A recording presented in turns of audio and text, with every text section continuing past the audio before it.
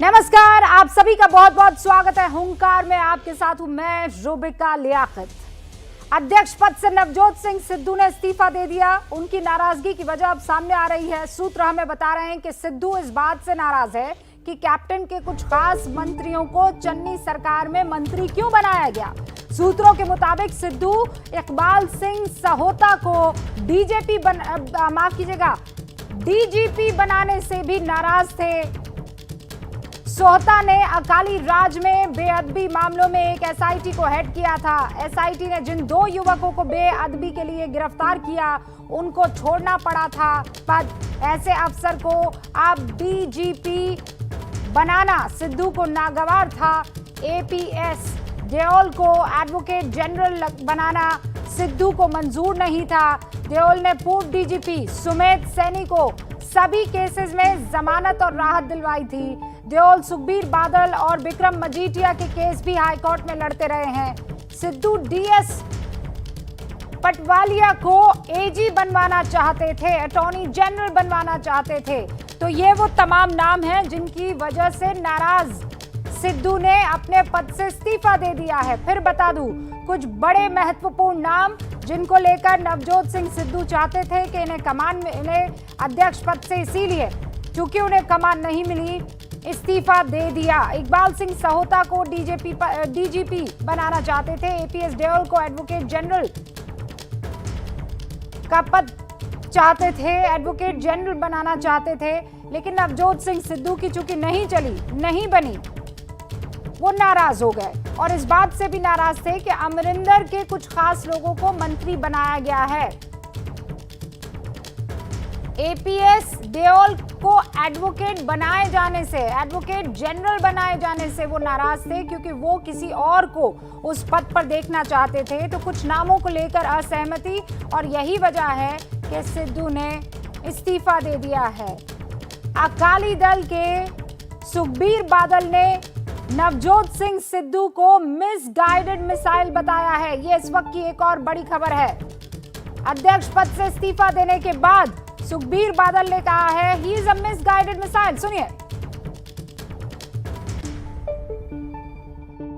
2-3 महीने पहले मैं एक बयान दिता सी कि ਜਿਹੜਾ ਨਵਜੋਤ ਸਿੱਧੂ ਹੈ ਆ ਮਿਸਗਾਈਡਡ ਮਿਸਾਈਲ ਹੈ। ਇਹਦਾ ਪਤਾ ਨਹੀਂ ਕਿਹਦੇ ਤੇ ਡਿੱਗੂਗਾ ਤੇ ਕਿਹਨੂੰ ਮਾਰੂਗਾ। तो सुन लिया आपने। सूत्र हमें ये बता रहे हैं कि सिद्धू इकबाल सिंह सोहता को जो डीजीपी बनाया गया है उस बात से नाराज थे, क्योंकि सोहता ने अकाली राज में बेअदबी मामलों में एक एसआईटी को हेड किया था और एसआईटी ने जिन 2 युवकों को बेअदबी के लिए गिरफ्तार किया था, उनको छोड़ना पड़ गया था उन्हें। ऐसे अफसर को डीजीपी बनाया जाना सिद्धू को नागवार था। एपीएस देओल को वो एडवोकेट जनरल बनाना मंजूर नहीं कर पा रहे थे। वो चाह रहे थे कि कोई और इस पद पर तैनात हो। वैसे आपको ये बता दूं कि एपीएस देओल जो हैं वो पूर्व डीजीपी सुमेध सैनी को सभी केसेस में जमानत और राहत दिलवा चुके थे। देओल सुखबीर बादल और विक्रम मजीठिया के केस में भी हाईकोर्ट में लड़ते रहे हैं और इसीलिए वो पसंद नहीं कर रहे थे। वो ये चाह रहे थे कि डीएस पटवालिया जो हैं वो अटॉर्नी जनरल बनाए जाएं। कांग्रेस ने तो पूरी चुप्पी साध ली है। दूसरी तरफ आप देखिए, नए नए लोगों को अपनी पार्टी में शामिल किया जा रहा है, लेकिन 2 बहुत बड़े पंजाब के चेहरे आपस में लड़ रहे हैं, भिड़ रहे हैं। सुरजेवाला क्या कह रहे हैं, सुनिए इस बात पर। फिर आपसे बहुत विनम्रता से, बहुत प्रेम से, बड़े सादर भाव से दोहराता हूं, थोड़ा सा धैर्य रखिए आदरणीय मित्रों। मैं आपके हर प्रश्न का जवाब दूंगा। 30 मिनट और इंतजार। जवाब देने से इनकार कर दिया। कहा आदरणीय मित्रों थोड़ा सा धैर्य रखिए। ये अंदाज है रणदीप सिंह सुरजेवाला का कि बहुत ही मोहब्बत भरे लहजे में वो हर बार बड़े सवालों को ऐसे ही साइडलाइन कर देते हैं, जैसे इस बार उन्होंने साइडलाइन किया है कि मित्रों अपना थोड़ा सा आपको वक्त देना होगा और उसके बाद इस पूरे के पूरे मसले पर कांग्रेस की क्या प्रतिक्रिया है दे दी जाएगी। अभिज्ञान प्रकाश मेरे सहयोगी नेशनल अफेयर्स एक्सपर्ट हमारे साथ जुड़ चुके हैं। अवनिजेश अवस्थी प्रोफेसर दिल्ली यूनिवर्सिटी के जुड़ चुके हैं। प्रदीप सिंह साहब वरिष्ठ पत्रकार हमारे साथ जुड़ चुके हैं। अर्शदीप सिंह क्लेर प्रवक्ता हैं अकाली दल के, इस वक्त आपको स्क्रीन पर दिखाई दे रहे हैं। दिनेश चड्ढा साहब आम आदमी पार्टी के प्रवक्ता हैं, वो भी दिखाई दे रहे हैं। राशिद किदवई साहब वरिष्ठ पत्रकार इस वक्त आपको स्क्रीन पर दिख रहे हैं। लेकिन कांग्रेस की तरफ से हमें कोई मेहमान इस बार नहीं मिला है। आशीष मेरे सहयोगी कांग्रेस दफ्तर में जरूर इस वक्त मौजूद है, उनका रुख करेंगे। आशीष, सच्चाई ये है कि आपने सिद्धू के मोह में एक बहुत बड़ा महत्वपूर्ण रिस्पेक्टेबल चेहरा गवा दिया, वो है कैप्टन अमरिंदर।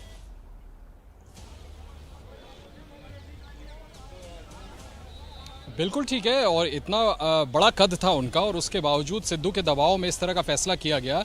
और साथ में रूबिका मैं ये भी बता दूं कि मिसेस गांधी ने अब से, जहां तक मेरी जानकारी है, मुझे टॉप सोर्सेज ने बताया था, तकरीबन 2 हफ्ते पहले ही नवजोत सिंह सिद्धू को, माफ कीजिएगा, कैप्टन अमरिंदर सिंह को फोन करके कहा था कि आप हमारे लिए पंजाब विधानसभा चुनाव जिताएं, आप वो उस काम में अपने आप को कॉन्सेंट्रेट करें। उसके बावजूद नवजोत सिंह सिद्धू का इतना दबाव था। प्रियंका गांधी बिल्कुल स्पष्ट है कि वो चाहती थी कि कैप्टन को रिप्लेस करके नवजोत सिंह सिद्धू को कमान दी जाए, और उसके बाद टर्न ऑफ इवेंट्स ऐसे होते हैं कि मुख्यमंत्री किसी और को चुन लिया जाता है। इस बात की जरूर उनको सफोकेटेड फील कर रहे थे, ये बात उनको नागवार गुजरी थी।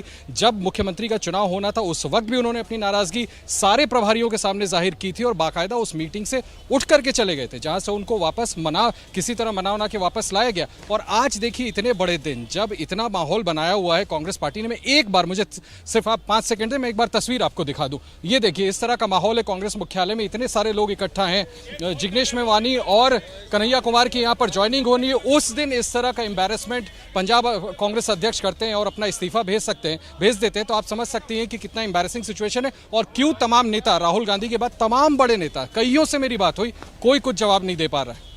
नहीं, पता है क्या आशीष, यही तो प्रॉब्लम है ना। इसी बात को लेकर बार बार बड़े पत्रकार हों या फिर बड़े राजनीतिक विशेषज्ञ हों, इस बात का जिक्र कर रहे हैं। राशिद किदवई साहब, आप ही मुझे बताइए, जिग्नेश मेवानी और कन्हैया कुमार, अगर मैं कंपेयर करने जाऊं इन दोनों को उन शख्सियतों से जो इस वक्त पंजाब में हैं, चाहे वो आप सिद्धू की बात कर लीजिए या फिर कैप्टन अमरिंदर की। कन्हैया 4.5 लाख वोटों से हारे हैं। आपने उनका कद इतना बड़ा कर दिया, हो सकता है वो एम्बैरेसमेंट हो, लेकिन आप दूसरी तरफ देख ही नहीं रहे हैं। कैप्टन अमरिंदर ट्वीट कर रहे हैं कि मैं तो कह रहा था कि ये शख्स स्टेबल नहीं है, नहीं सुन रहे थे। रूबिका, देखिए, कांग्रेस एक मुश्किल कठिन दौर से गुजर रही है, लेकिन एक उस मुख्यमंत्री को या भूतपूर्व मुख्यमंत्री को भी सोचना चाहिए कि क्या कारण रहे कि 78 विधायकों ने उनके खिलाफ एक सादे पर्चे पर साइन कर दिया कि इनको हटा दें। उनको भी तो अपना कुछ राजनीतिक कौशल याद रखना चाहिए था। 25-50 अभी हमने देखा, भूपेश बघेल के समर्थन में 58 आ गए। कल को अगर गहलोत साहब को हटाने की बात होगी तो आप देखिएगा 20 विधायक उनके साथ हो जाएंगे। तो ये एक चीज पंजाब की पृष्ठभूमि में हमें कैप्टन अमरिंदर सिंह के कद को उनके इतिहास से नहीं, उनके आज मौजूदा उससे आंकना चाहिए। कांग्रेस का शीर्ष नेतृत्व जो है उसमें अनुभव की कमी है और वो एक्सपेरिमेंट बहुत ज्यादा करना चाहता है। सिद्धू ने, देखिए, अभी प्रेशर टैक्टिक्स है जो 4-5 बड़ी खबर, राशिद किदवई साहब आप कह रहे हैं कि सारी की सारी जिम्मेदारी जो है वो इन सारे बड़े चेहरों को दे देनी चाहिए जो किसी तरीके से कांग्रेस की साख बचा रहे हैं, और कांग्रेस का आला कमान इनकी तरफ किसी तरह की कोई तरजीह ना दे। गुलजार इंदर चहल ने, जो कि कोषाध्यक्ष हैं, उस पद से इस्तीफा दे दिया है। एक और बड़ा झटका पंजाब कांग्रेस को, नवजोत सिंह सिद्धू के बाद कांग्रेस का एक और सिपाही, एक और नेता इस्तीफा दे देता है कोषाध्यक्ष के पद से। पंजाब कांग्रेस में चहल देते हैं इस्तीफा, गुलजार इंदर चहल ने कोषाध्यक्ष पद से इस्तीफा दे दिया है। प्रदीप सिंह साहब, मैं आपके पास आऊं उससे पहले, आज अभिज्ञान, मुझे आपके हर डिबेट की वो पहली लाइन याद आ रही है जब हमने पंजाब कांग्रेस पर डिबेट की है, एंड आपने बेझिझक इन शब्दों का इस्तेमाल किया है कि Sidhu is very good for comedy, he is good for making people laugh, that's about it, और आज यही हुआ है। मैं अभी भी रूबिका एक एक शब्द, और आपका एक एक प्रोग्राम मुझे अच्छे से याद है पंजाब पर, मैं अभी भी इस पर कायम हूं। राजनीतिक चुटकुला है नवजोत सिंह सिद्धू, मैं अभी भी इस पर कायम हूं। रशीद मेरे अजीज दोस्त जरूर कह रहे हैं कि कैप्टन के खिलाफ 78 विधायक थे, ठीक है, कैप्टन की नाकामियां होंगी, लेकिन उनका विकल्प राजनीतिक चुटकुला, जो कि जाने जाते हैं कॉमेडी प्रोग्राम्स में ठहाका लगाकर, वन लाइनर्स बोलकर, और मैंने ट्वीट किया था कि अब सारे कांग्रेस वाले, वो रीट्वीट कर दूंगा कुछ देर में, अब सारे कांग्रेस वाले मिलके ठोको ताली। तो इतना बड़ा एम्बैरेसमेंट ये क्रिएट हुआ है। एक्सपेरिमेंटेशन समझ में आता है, नया लीडरशिप समझ में आती है, सब कुछ समझ में आता है, लेकिन एक प्री इलेक्शन ईयर में रूबिका 6-7 महीने से हर राजनीतिक तमाशा और ड्रामा जो संभव हो सकता है वो नवजोत सिंह सिद्धू करते आ रहे हैं। मैंने कुछ देर पहले आपके प्रोग्राम में बोला था कि अरुण जेटली के साथ नवजोत सिंह सिद्धू जुड़े थे, बीजेपी में आए थे, ये बीजेपी छोड़कर चले गए थे। जेटली नरेंद्र मोदी के करीबी थे। प्रदीप जी अच्छे से सारे घटनाक्रम को जानते हैं। सिद्धू ने उनको भी एम्बैरेस किया था, और वर्स्ट ये हुआ था कि उसके बाद छोड़कर कांग्रेस चले गए थे।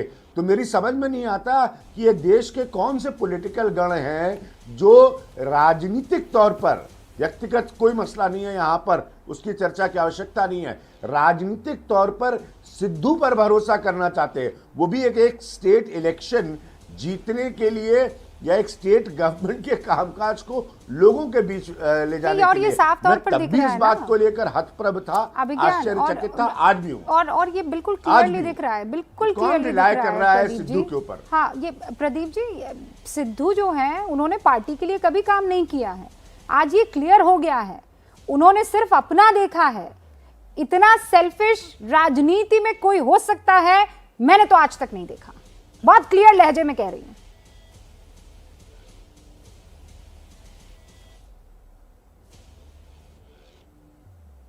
रूबिका जी, ऐसा है कि इस व्यक्ति जिसको कांग्रेस आला कमान ने प्रदेश अध्यक्ष बनाया, अध्यक्ष बनने से पहले तक आम आदमी पार्टी के संपर्क में था, और ये पूरी दुनिया जानती है। मुझे लगता है शायद कांग्रेस आला कमान को ना पता रहा हो। तो ऐसे आदमी पर आप दांव लगा रहे हैं। राशिद किदवई साहब कह रहे हैं कि कैप्टन के खिलाफ 78 विधायक हो गए। जिस दिन प्रदीप जी बस ये बता दूं, बस ताजा तस्वीरें हैं, इसलिए मैं चाहती हूं कि दर्शक ये तस्वीरें देख लें। कैप्टन अमरिंदर दिल्ली पहुंचे हैं, बस मैं चाहती हूं कि दर्शक ये तस्वीरें देख लें। आज इनकी चाल में, आज इनकी बॉडी लैंग्वेज में वो बात जरूर होगी कि मैं तो पहले ही कह रहा था, मैं तो हमेशा से ये बात कह रहा था, और आज देखिए कांग्रेस को ये बात भुगतनी पड़ रही है। प्रदीप जी, मेरे साथ बाकी और मेहमान हैं, मैं आपकी बात कंप्लीट करने के लिए 10 सेकंड और देती हूं, लेकिन ये कैप्टन जो है वो भी देखिए आप, आज वो चाल में खनक साफ तौर पर दिख रही है, और कुछ कह रहे हैं शायद। अरे बाहर आने दो यार,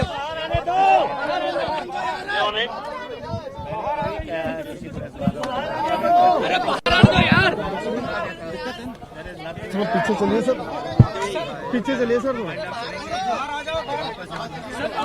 चले बाहर बाहर बाहर बाहर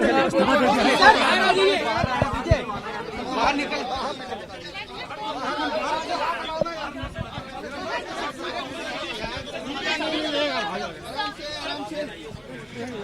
साहब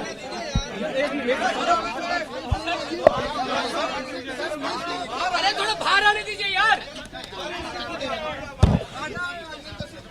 आप इस बात को समझिए, आज ये सबसे महत्वपूर्ण बाइट है, आज ये सबसे महत्वपूर्ण शख्स इस वक्त स्क्रीन पर आपको नजर आ रहा है। पंजाब के पूर्व मुख्यमंत्री कैप्टन अमरिंदर सिंह, जो आज सही साबित हुए हैं अपने आंकड़े में। बात तो करिए, आपने जो कहा था वही सिद्धू ने किया सर। मैंने कहा था, अबे यार बाइट तो लेने दो जी। और उसने आप ही दिखा दिया कि उसने आज रेजिग्नेशन कर दिया जी। सर उन्होंने कैप्टन साहब क्यों दे दिया? कैप्टन साहब उन्होंने जल्दी इस्तीफा सर, जबकि आप आने वाले थे, और ऐसे समय में शामिल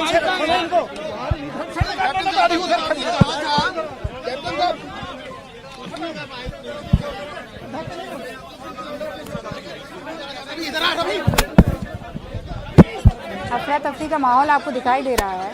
कैप्टन साहब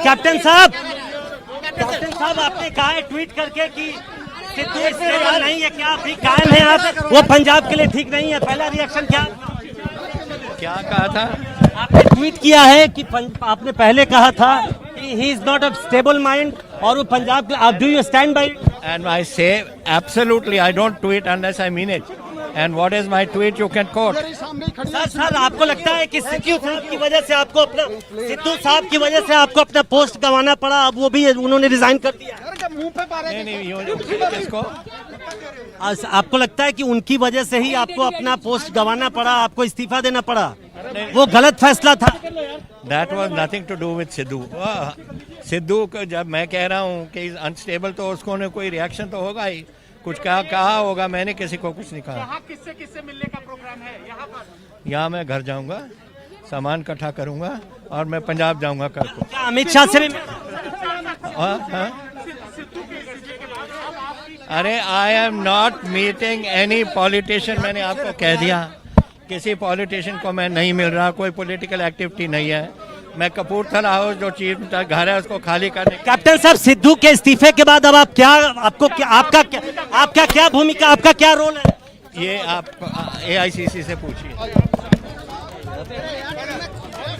तो दिल्ली पहुंचने के बाद एबीपी न्यूज के रिपोर्टर, एबीपी न्यूज संवाददाता प्रशांत ने पूछे वो तमाम सवाल जो इस वक्त आपके जहन में है।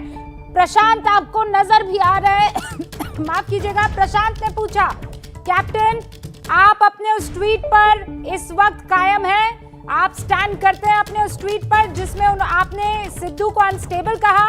उन्होंने कहा आप मेरे ट्वीट को कोट कर सकते हैं, जब तक मैं मीन नहीं करता, यानी जब तक खुद उस बात का मुझे एहसास नहीं होता तब तक मैं ऐसी कोई बात ना कहता हूं ना लिखता हूं।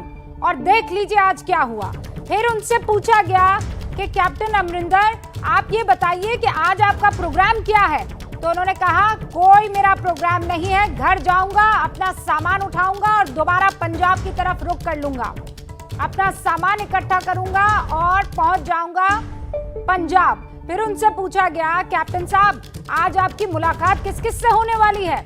तो कैप्टन अमरिंदर ने कहा मेरी किसी से कोई मुलाकात नहीं होने वाली, कोई पॉलिटिकल आज मेरा मीटिंग का दिन नहीं है, मैं किसी से नहीं मिलने वाला हूं। फिर उनसे कहा गया कि अब बताइए सिद्धू के इस्तीफे के बाद आपकी जिम्मेदारी क्या रहेगी, आपका रोल क्या रहेगा? तो कैप्टन अमरिंदर ने कहा ये आप AICC से पूछिए। साफ तौर पर कैप्टन अमरिंदर ने अपने तेवर दिखा दिए हैं। उनके ट्वीट का हिंदी अनुवाद क्या है शब्दशः आप ये देखिए। मैंने कहा था सिद्धू स्थिर आदमी नहीं है और सीमावर्ती राज्य पंजाब के लिए सिद्धू ठीक नहीं है। सिद्धू के इस्तीफे पर कैप्टन अमरिंदर ने अभी एबीपी न्यूज से कहा कि आप मेरे उस ट्वीट को कोट कर सकते हैं, जो मैंने लिखा है वही मैं फील करता हूं, सोचता हूं। अब निजेश जी, आप लोगों को तो कुछ करना ही नहीं है, खुद कांग्रेस अपने पैर पर कुल्हाड़ी मार रही है, सिद्धू को के रहते आपको कुछ नहीं करना है, आपको सिर्फ चुनाव लड़ना है, ऐसा लग रहा है। कांग्रेस अपने पैर पे कुल्हाड़ी नहीं मारती, कुल्हाड़ी पे जाकर के पैर दे मारती है, वो और भी ज्यादा बढ़कर। और मैं एक बात और कहूं कि इस पूरे प्रकरण में अगर आप देखिए कि मैं रशीद साहब की एक बात से सहमत हूं, बहुत ही संभ्रांत और सौम्य व्यक्तित्व है उनका, बहुत ही सोच समझ कर बोलते हैं, लेकिन आप ये मत कहिए प्लीज कि 78 विधायकों का समर्थन उन्हें प्राप्त नहीं था। जब आपने CLP की मीटिंग जिससे पूछ करके नहीं बुलाई, वो चाहते तो कर सकते थे ना, उनके करीबी कुछ ना कुछ तो विधायक रहे होंगे ना। इस तरीके से अपमानजनक स्थिति में अगर वो चाहते तो ग्रुपिज्म करते, उस समय करते। उन्होंने उस समय भी चन्नी को बधाई दी, शुभकामनाएं दी। उसके खिलाफ अगर कहें कि एक भी व्यक्ति नहीं था, 78-80 में से एक भी व्यक्ति नहीं था, ऐसा था नहीं वास्तव में। हम तब राजनीतिक यथार्थ तो अगर हम पहचानने से इनकार कर देंगे, राजनीतिक यथार्थ को पहचानने से अगर ये नया प्यार क्यों जागा है? मैं नहीं एक सेकंड में बता दूं मैं आपको रुबिका जी, मेरा उस समय के वक्तव्य जब उरी स्ट्राइक हुआ था और जब उरी पर हमला हुआ था और उसके बाद सर्जिकल स्ट्राइक और एयर स्ट्राइक हुआ था, मेरे तमाम जाकर के वक्तव्य देख लीजिए। कैप्टन साहब, कांग्रेस में वो नेता हैं कैप्टन साहब, जब उस समय भी मैं व्यक्तिगत रूप से भी और सार्वजनिक रूप से मैंने कैप्टन अमरिंदर सिंह की तारीफ की। अच्छा, तो उसके बाद तो क्या पार्टी- आप कोई पार्टी- विशेष पार्टी तरीके का different हवन होने कर से- रहे थे कि कैप्टन अमरिंदर उस स्थिति में आ जाए कि वो बीजेपी का दामन थाम ले और बीजेपी उनका साथ थाम ले? बीजेपी का दामन मतलब ये थामे ना प्रेम- थामे, इससे कोई फर्क नहीं पड़ता। मैं बस लेकिन जानना चाह रही हूँ, उनको कम से आपका कम मतलब अपने इतना border की विशेष चिंता तो है प्रेम ना। अवनीश उनको जी। बॉर्डर की चिंता तो है ना। अच्छा, आप कह रहे हैं कि वो देश मैं हित आपको के बता रहा हूँ लिए, कि कैप्टन वो देश अमरिंदर हित के सिंह लिए है। आज कन्हैया कुमार और जिग्नेश और मैं मेवानी इस के बात साथ साथ क्या से कांग्रेस में रह सकते हैं क्या? मैं इस बात से 100% आपके अग्री करती हूँ। कैप्टन अमरिंदर, जब हिंदुस्तान की बात आती है, जब देश हित की बात आती है, तो वो पार्टी लाइन से भी ऊपर उठ जाते हैं, इसमें कोई दो राय नहीं। दिनेश चड्डा जी हमारे साथ इस वक्त बने हुए हैं। दिनेश चड्डा जी, अभी तो दोनों जो हैं वो एकदम फ्री दिखाई दे रहे हैं, पार्टी से नाराज दिख रहे हैं दोनों, आप समझ गए ना, सिद्धू भी और कैप्टन अमरिंदर भी। आपकी पहली पसंद कौन, दिनेश चड्डा जी?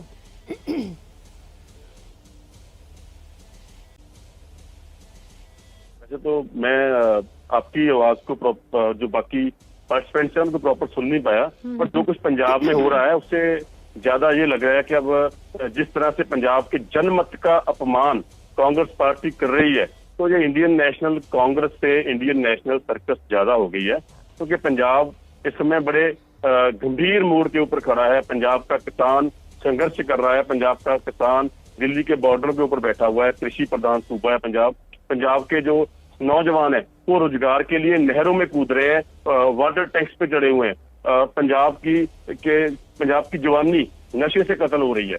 और दूसरी तरफ जो पंजाब का जनमत जिन्हें दिया गया, जिन्हें पंजाब में इन सब समस्याओं का समाधान करने के लिए चुना गया, उनकी अभी 4.5 साल होने के बाद आप जिन मुद्दों को लेकर चुनाव लड़ने जाएंगे वो मुद्दे महत्वपूर्ण हैं, मैं समझ रही हूँ, लेकिन आज दो चेहरे हैं। अच्छा, एक बार सुन ले जरा, एक प्रेस कॉन्फ्रेंस हो रही है, सिद्धू ने अध्यक्ष पद से इस्तीफा दिया, लेकिन दो नए लोग तो आए चेहरे में, माफ कीजिएगा, बीजेपी में, कांग्रेस में। विशेष पत्रकार वार्ता में आप सबका, जो मेरे सामने बैठे हैं, पत्रकार बंधु, छायाकार बंधु, टेलीविजन के साथी और बहुत सारे हमारे जोशीले युवा, आप सबका श्रीमती सोनिया गांधी जी, राहुल गांधी जी और भारतीय राष्ट्रीय कांग्रेस की ओर से मैं स्वागत करता हूं। आज बैठे हैं जो अब किसी परिचय के मोहताज नहीं, और जो अपने आप में, जिन्होंने लगातार मोदी सरकार और हिटलर शाही की जो नीति हैं, जो 7 साल से इस देश में चल रही हैं, अपने अपने तरीके से युवाओं के लिए, गरीबों के लिए, वंचितों के लिए, शोषितों के लिए, पिछड़ों के लिए, दलितों के लिए उन्होंने एक व्यापक संघर्ष किया। हमारे इन साथियों को यह लगा कि यह आवाज तब और बुलंद हो पाएगी जब यह आवाज कांग्रेस और राहुल गांधी जी की आवाज में मिलकर 1 और 1 11 की आवाज बन जाएगी। और मैं आभारी हूं हमारे साथी कन्हैया कुमार जी, हमारे साथी जिग्नेश मेवानी जी और मेरे एक और मित्र जो वर्किंग प्रेसिडेंट हैं गुजरात प्रदेश के, हार्दिक पटेल जी, वो भी उनके साथ उपस्थित हैं। मैं आप सबका भारतीय राष्ट्रीय कांग्रेस की ओर से स्वागत करता हूं, अभिनंदन करता हूं, और बगैर किसी विलंब के सबसे पहले महासचिव संगठन, उनसे अनुरोध करूंगा कि वो संक्षिप्त में अपनी बात रखेंगे और उसके बाद फिर हम आप लोगों को कहेंगे कि वो आप अपनी बात यहां पर रखें। आदरणीय केसी वेणुगोपाल जी।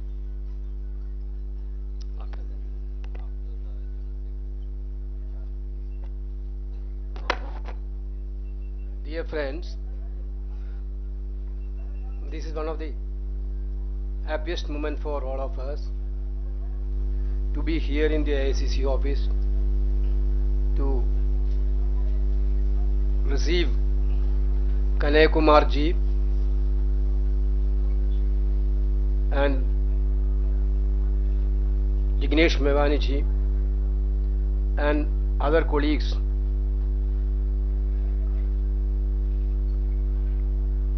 Already Randeep ji told you that Kanhaiya Kumar actually is a symbol of fighting freedom of expressions in this country. The way in which he fought against the fundamentalism throughout his student education time, the country witnessed. There was that type of young personality is joining Congress, will enthusiast entire cadre of the Congress party all over India. We are very much thankful to Kanhaiya Kumar on behalf of All India Congress Committee. We are wholeheartedly welcoming Kanhaiya Kumar ji to this grand old party.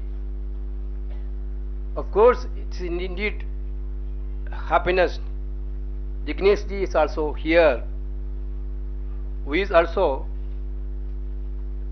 fighting for the same cause which Congress is fighting. Jignesh ji, through his activities, through his interventions, already proved that he also believed the Congress ideology to carry everybody for the future. Other colleagues are all here who are worked with Kanhaiya Kumar ji and Jignesh ji. Definitely, it will give a very strong message to the country that young generation, those who are fighting for the needy people, poor people, those who are fighting for freedom, those who are fighting for non-violence, they must enthusiast through this entry of our young leaders to the Congress party. Honorable former Congress President Rahul Gandhi already met these young leaders, and he also expressed his happiness to these people for them being in the Congress party. Definitely, coming days, we will look forward with work with Kanhaiya Kumar ji and Jignesh ji, others, to defeat the fundamental fascist forces of the country which is ruling in India. Thank you. Thank you. Before I request Kanhaiya ji and Jignesh ji, may I request our in charge of Bihar, Bhakta Charan Das ji, to say a few words.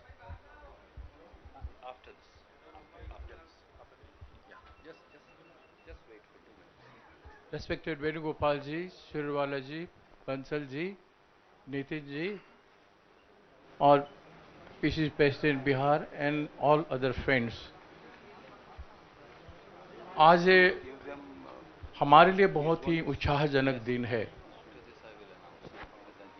कि आज शहीद भगत सिंह जी के जयंती पर एक ऐतिहासिक निर्णय Congress party भी लिया और कन्हैया जी और जिग्नेश जी भी लिए हैं, और उनको सम्मान करके माल्यार्पण करके हमारे आदरणीय नेता श्री राहुल गांधी जी के नेतृत्व में वहाँ पर माल्यार्पण करके उसके बाद राहुल जी उनको भारत के संविधान का भेंट किए हैं हमारे कॉन्फ्रेंस हॉल में।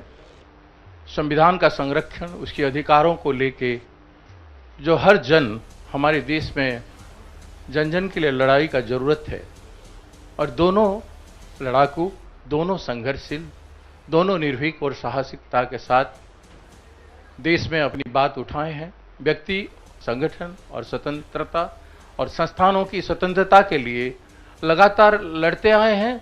कमजोर वर्ग और बेबस बेसहारा के लिए आवाज़ बनी रहे हैं। तो जिस तरह से आदरणीय राहुल गांधी जी के दिल में गरीब और कमजोर वर्ग के लिए दर्द है। जिस तरह से राहुल जी अपनी बात उठाते हैं साहसिकता के साथ, हर इशू में अपनी मुद्दा को, अपनी बात को रखते हैं, देश के हित में, किसानों के हित में, दलित, आदिवासी और पिछड़े वर्ग के हित में, महिलाओं के हित में, उसी तरह से एक विचारधारा जो आज जिग्नेश मेघलानी जी का है और कन्हैया जी का है, विचारधारा में मिलन है।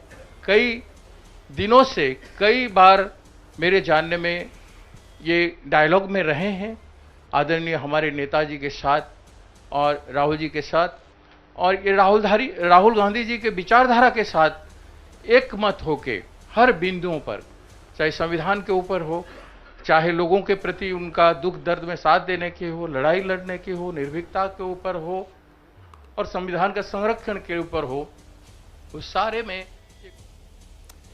तो सुन लिया आपने, प्रेस कॉन्फ्रेंस चल रही है। अब जिग्नेश मेवानी और कन्हैया कुमार आपसे कुछ ही देर में अपनी बात सामने रखेंगे। मुझे तो याद पड़ता है कन्हैया कुमार वही हैं जिन्होंने कहा था मैं राजनीति ज्वाइन नहीं करूंगा, फिर राजनीति लेफ्ट पार्टियों के साथ की, फिर उसके बाद उनके खिलाफ एक प्रस्ताव पारित हुआ था, जितना मुझे याद आ रहा है लेफ्ट पार्टियों ने ही वो प्रस्ताव पारित किया था, और उसके बाद उनको पार्टी से निकालने की बात आई थी। लेकिन अब कांग्रेस ने इन दोनों ही चेहरों को अपने में सम्मिलित कर दिया है। प्रदीप जी, क्या आकलन है इसका, आप कैसे देखते हैं इसे? ये ताकत बढ़ाएंगे कांग्रेस की?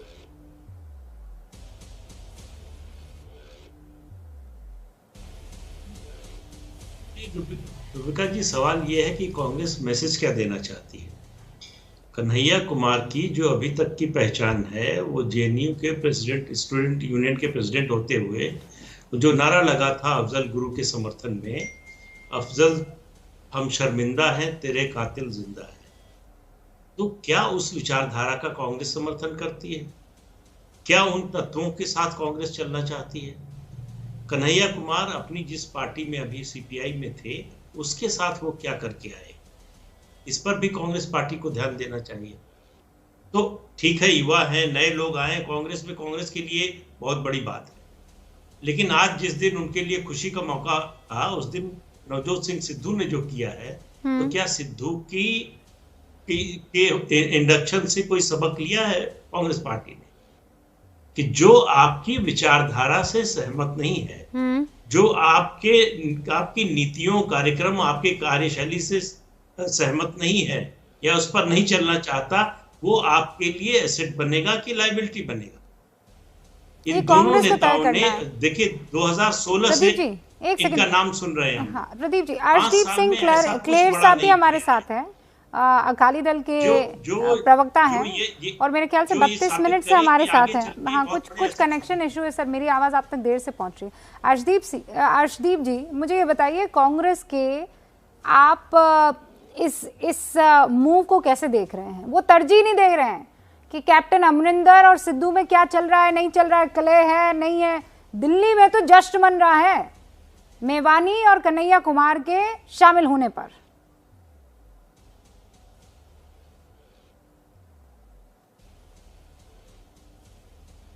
रूबिका जी, देखें, जब जहां तक कांग्रेस का सवाल है तो कांग्रेस का जो आज का एपिसोड पंजाब का हुआ है, आज उन्होंने अपने ताबूत में आखिरी कील खुद लगा लिया। और जहां नवजोत सिद्धू का सवाल है, तो नवजोत सिद्धू तो हमने तो आज से 4 साल पहले कह दिया था कि ये अनगाइडेड मिसाइल है, इन्हें खुद नहीं पता कि मुझे कहां पे चलना है, और ये ऐसी मिसाइल है कि ये किसी दिन अपने घर में गिरती है और अपने घर को जला देती है। और आज कांग्रेस के साथ वही हुआ।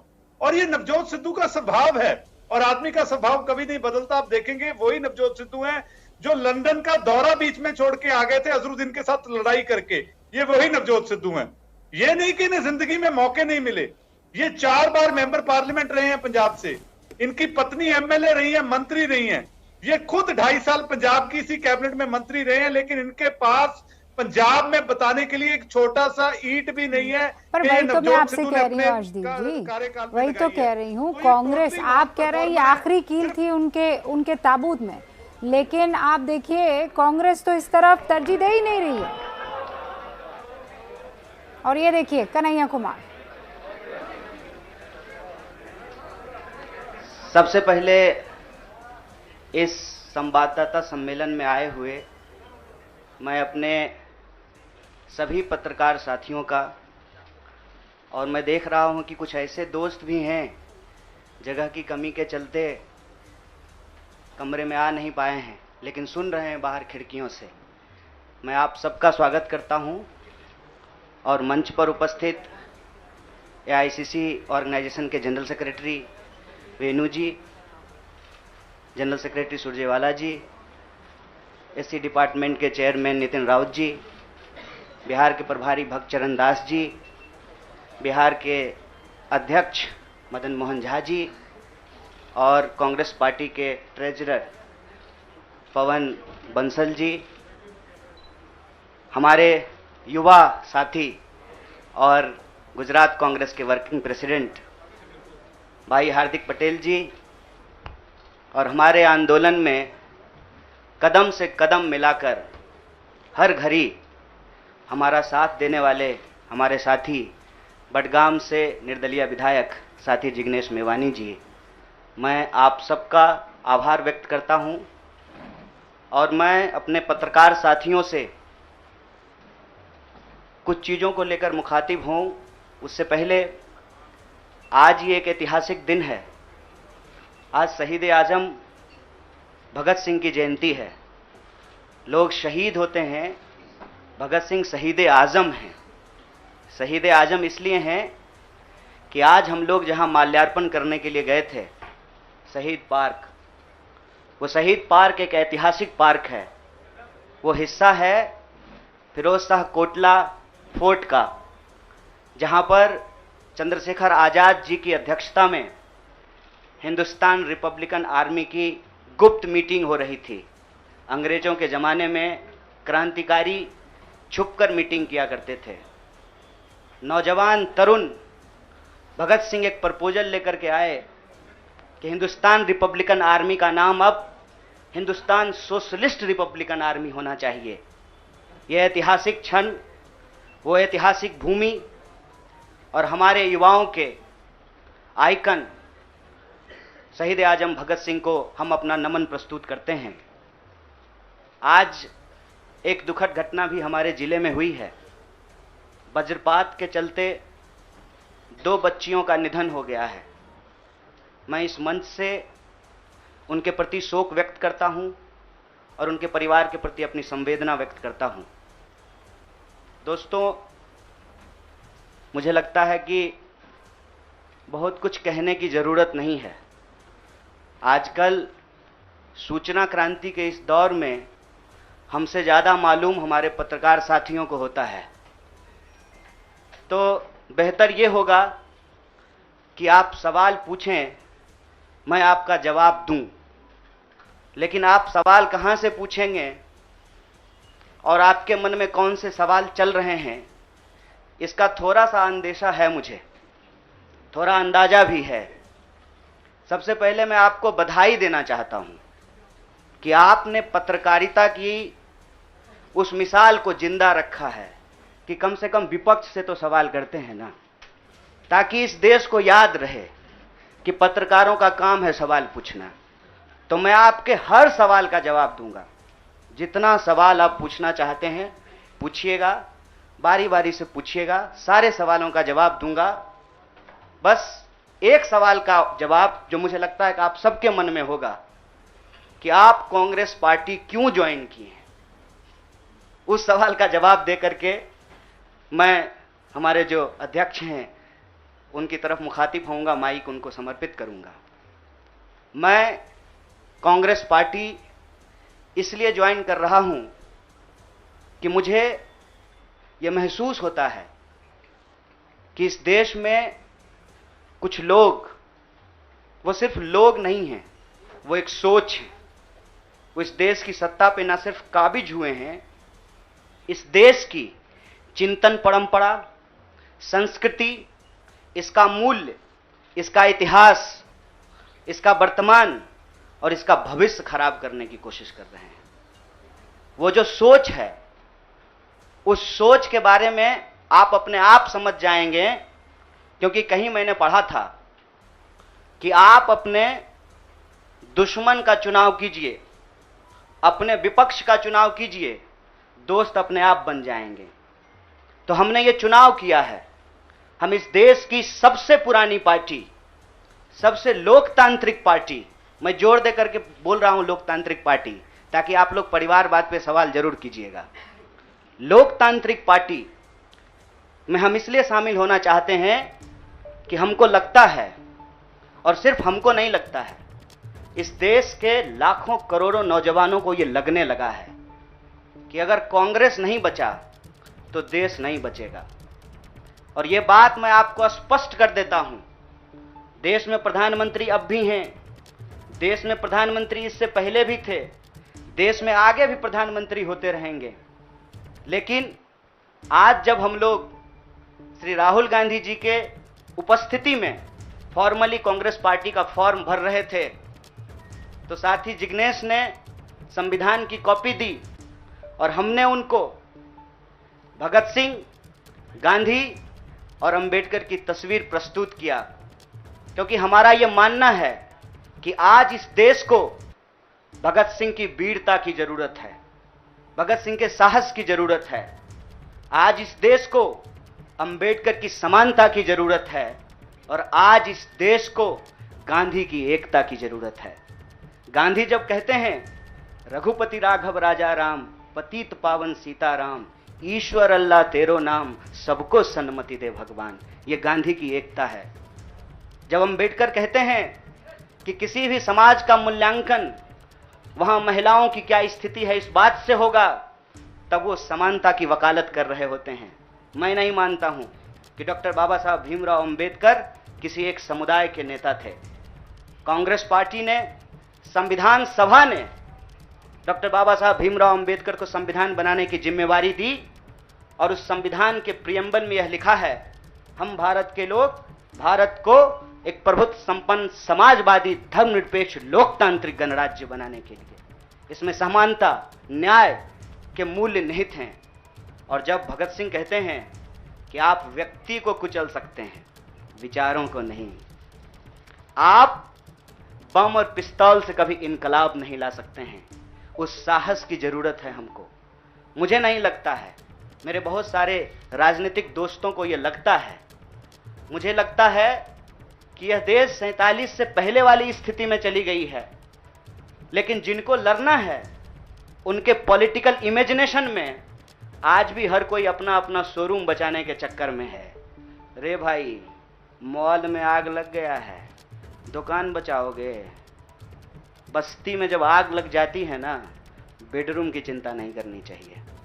आज हम इस मुहाने पे खड़े हैं कि इस देश के भीतर भारतीय होने की जो पहचान है, जिसमें बुद्ध निहित हैं, जिसमें कबीर निहित हैं, जिसमें नानक निहित हैं, जिसमें हर बार हर दौर में सत्ता से सवाल पूछने का साहस होता है, उस भारतीय चिंतन परंपरा को बचाने की जरूरत है। इसीलिए हम कांग्रेस पार्टी में शामिल हुए हैं कि कांग्रेस पार्टी वो पार्टी है जो गांधी की विरासत को लेकर के आगे चलेगा। कांग्रेस पार्टी वो पार्टी है जो सरोजनी नायडू के विचारों को लेकर के चलेगा। कांग्रेस पार्टी वो पार्टी है जो अंबेडकर, नेहरू, अशफाक उल्लाह खान, शहीद आजम भगत सिंह और मौलाना अबुल कलाम आज़ाद के रास्तों पे चलेगा। हम जब भी समानता और बराबरी की बात करते हैं, यह कुछ व्यक्तियों तक सीमित नहीं है, यह भारतीय होने का इतिहास है। और इस भारतीय होने के इतिहास को अपने आप में यदि कोई समेटे हुए है तो देश की सबसे पुरानी पार्टी है। और जो लोग कह रहे हैं विपक्ष कमजोर हो गया है, यह सिर्फ विपक्ष के लिए चिंता की बात नहीं है। यह मैं नहीं कह रहा हूं, कोई शास्त्र, कोई किताब उठा करके देख लीजिए। जब विपक्ष कमजोर हो जाता है, सत्ता तानाशाही रुख अख्तियार कर लेती है। इसीलिए देश की सबसे बड़ी विपक्षी पार्टी, मैं कोई गुनागणित नहीं कर रहा हूं, लेकिन मुझे यह बात सीधे तौर पे समझ में आ रही है कि देश के लोकसभा में 545 सीट हैं, 200 लगभग सीट ऐसे हैं जहां भाजपा के सामने कांग्रेस के अलावे कोई विकल्प नहीं है। मैं ये नहीं कह रहा हूं कि मेरी जिम्मेवारी सिर्फ एक पार्टी के लिए है, लेकिन जो पार्टी सबसे बड़ी पार्टी है, सबसे बड़ी विपक्षी पार्टी है, उस पार्टी को अगर नहीं बचाया गया अगर बड़े जहाज को नहीं बचाया गया, छोटी छोटी कश्तियां भी नहीं बचेगी। इसीलिए, और मैं जब यहाँ बैठा हुआ हूँ, मेरे इतिहास को, मेरे वर्तमान को लोग देख रहे हैं। बहुत सारे सवाल हैं, वो आएंगे, उनका जवाब मैं दूंगा। लेकिन यह जो ऐतिहासिक जिम्मेवारी है, उस जिम्मेवारी से मैं अपना मुंह नहीं मोड़ सकता हूँ। मैं जहाँ पैदा हुआ, जिस पार्टी में पला बढ़ा, उसके प्रति मैं आभार व्यक्त करता हूँ। उसने मुझे सिखाया, पढ़ाया, लड़ने का जज्बा दिया है। लेकिन उस पार्टी के साथ साथ मैं उन लाखों करोड़ों लोगों को भी धन्यवाद देना चाहता हूं जो किसी पार्टी से जुड़े हुए नहीं थे। अपने स्कूल के व्हाट्सएप ग्रुप में जब हम लोगों के ऊपर अनावश्यक आरोप मढ़े जाते हैं तो अपने दोस्तों से लड़ रहे थे। अपने घरों में डिनर टेबल पर लड़ रहे थे। लोगों की दोस्तियां टूट गई हम लोगों के आंदोलन के समर्थन में, और मैं मजाक नहीं कर रहा हूं, लोगों के डिवोर्स तक हो गए। ये जो देश में एक वैचारिक संघर्ष छिड़ा है, उस वैचारिक संघर्ष को कांग्रेस पार्टी ही नेतृत्व दे सकती है, यह हमारा भरोसा है। और मैं ये उम्मीद करता हूं कि हमारे देश के जो लाखों करोड़ों नौजवान आपके माध्यम से सुन रहे हैं, उनसे भी मैं आग्रह कहता हूं, दीवार पर बैठकर टुकुर टुकुर मुंह ताकने का वक्त नहीं है। ये अर्जेंसी का टाइम है, और इस अर्जेंसी के टाइम पे दीवार पे बैठ करके दायां जाएं कि बायां जाएं, ये मत सोचिए। जब आप जंग में होते हैं तो आपके पास जो अवेलेबल चीजें होती हैं, आप उससे मुकाबला करने की कोशिश करते हैं। कांग्रेस पार्टी एक बड़ी जहाज है। अगर कांग्रेस पार्टी बचेगी तो हमारा मानना है इस देश के लाखों करोड़ों नौजवानों की आकांक्षाएं बचेंगी, गांधी की मीमांसा बचेगी, भगत सिंह के सपनों का भारत बचेगा, और डॉक्टर बाबा साहब भीमराव अंबेडकर की समानता का भारत का निर्माण संभव हो पाएगा। इसी आशा और उम्मीद के साथ मैं इस पार्टी से जुड़ा हूं, और मुझे पूरा भरोसा है कि कांग्रेस पार्टी जो अपने आप को एक लोकतांत्रिक पार्टी कहती है, आज़ादी के साथ, अपनी पूरी मुखरता के साथ सत्ता से सवाल पूछना और लोगों के हक के लिए लड़ना, फिरना, संघर्ष करने में हमारे साथी रहेंगे, हमारे सहयोगी रहेंगे। और ये परिवार संघ परिवार नहीं, वो क्या परिवार जो परिवार छोड़कर परिवार बनाना पड़े, वो परिवार जो आपको परिवार छोड़ने के लिए नहीं कहता है, कहता है कि अपने परिवार में रहिए। अरे महात्मा गांधी कस्तूरबा गांधी को लेकर के अंग्रेजों से लड़ गए, बताइए इनको अपना घर छोड़ना पड़ा। कोई जरूरी है क्या? घर परिवार के साथ रहना है। डॉक्टर बाबा साहब भीमराव अंबेडकर भी अपने परिवार के साथ रहते थे। आप जितने बड़े लोग हैं उनका इतिहास उठा करके देख लीजिए। तो कन्हैया कुमार को इस वक्त आप सुन रहे हैं, जो अब कांग्रेस का दामन थाम चुके हैं, और वो ये कह रहे हैं कि कांग्रेस सबसे बड़ी पुरानी लोकतांत्रिक पार्टी है। अगर इस बड़ी किश्ती को नहीं बचाया तो छोटी किश्तियां जो हैं वो भी डूब चलेंगी। कन्हैया कुमार, जिग्नेश मेवानी दोनों इस वक्त कांग्रेस के मंच पर मौजूद हैं, वहीं से अपनी बात मीडिया के सामने रख रहे हैं। जिग्नेश मेवानी के पास जब माइक गया तो उन्होंने कहा, मैं कांग्रेस की टिकट से चुनाव तो लड़ूंगा, लेकिन मैं कांग्रेस में शामिल नहीं हूं। अभी अगला चुनाव कांग्रेस के टिकट पर लड़ूंगा, मेवानी ये कह रहे हैं, लेकिन मैं अभी कांग्रेस में शामिल नहीं हुआ हूं। अब इसके माने कैसे समझे जाए? औपचारिक तौर पर कांग्रेस में शामिल नहीं, लेकिन कांग्रेस का मंच इस वक्त जो आप देख रहे हैं, वहीं से जिग्नेश मेवानी ये बात कह रहे हैं। अब क्या गणित है, क्या बात हुई है, क्या कंक्लूजन निकल कर आया है, ये अभी तक समझ में नहीं आया। फिलहाल हुंकार में इतना ही, मुझे इजाजत दीजिए। अब रात को 9 बजे आपसे मुलाकात होगी मास्टर स्ट्रोक में, आगे सीधे फील्ड से।